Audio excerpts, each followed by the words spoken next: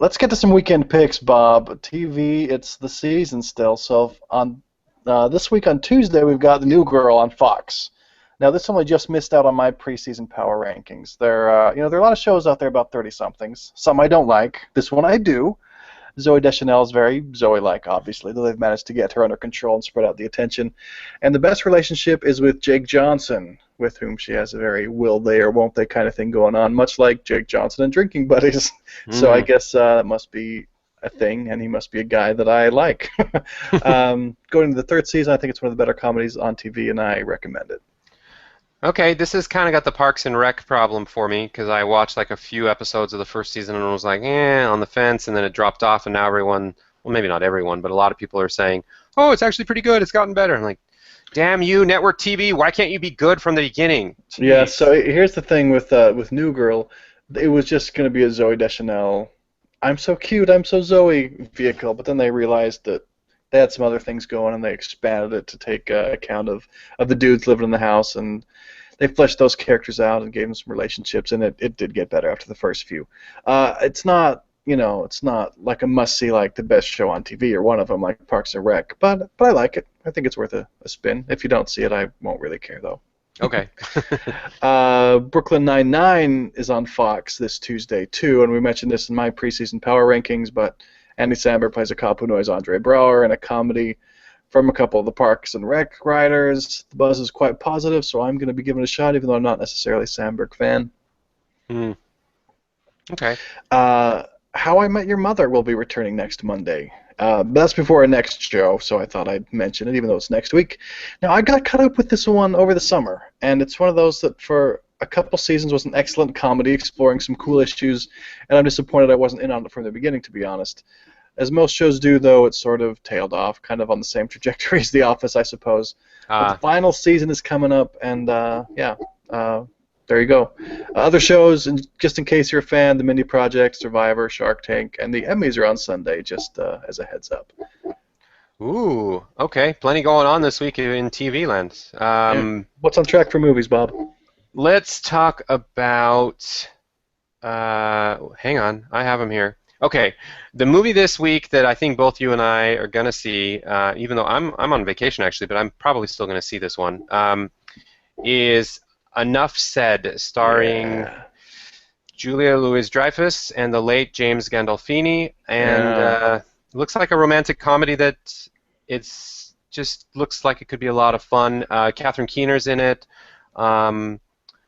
Julia Louis-Dreyfus plays a character who becomes friends with somebody who she doesn't realize is actually dating the guy, or is the ex of the guy she's dating.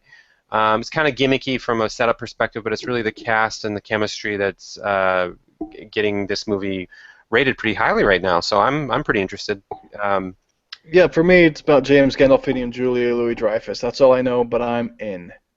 Awesome, and it also has Toni Collette in it, by the way, along with Catherine Keener. They can both hold their own. So there's that, and I think that's the one we're going to see. There's also another little movie which may not be out everywhere this weekend, but I think it's coming to my region, at least in one of the theaters. It's called Afternoon Delight.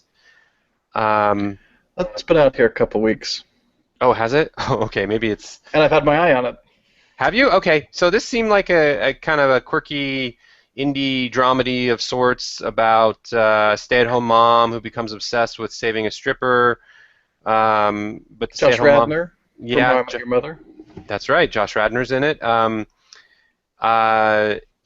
Yeah, you got to go watch the preview of this. It may not be everybody's cup of tea, but I think it's a Logan and Bob special. It's kind of like Drinking Buddies in some ways. I think there's some things to really be liked about this. I'm hoping. We'll see. Awesome. Well, I'm up for two.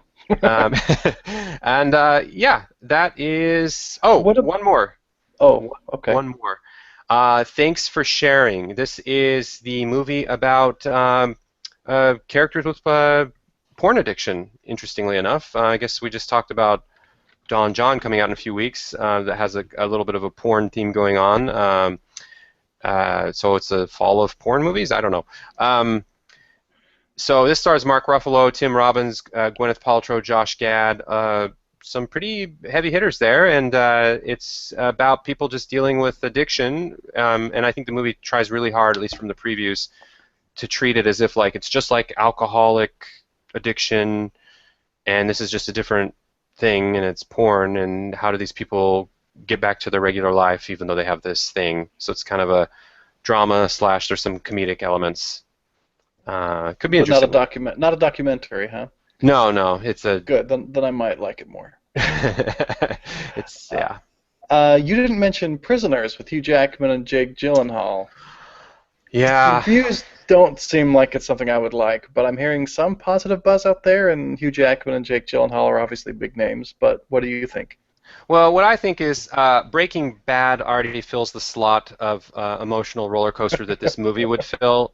So maybe in a few weeks when I come off that high. But this movie is really, it's like too much even from the previews about, a kid that's abducted and then what would you do if you were a parent? And I'm not even a parent, and I'm like, Jesus Christ, you're killing me here with this premise. So I don't know. Yeah, all right.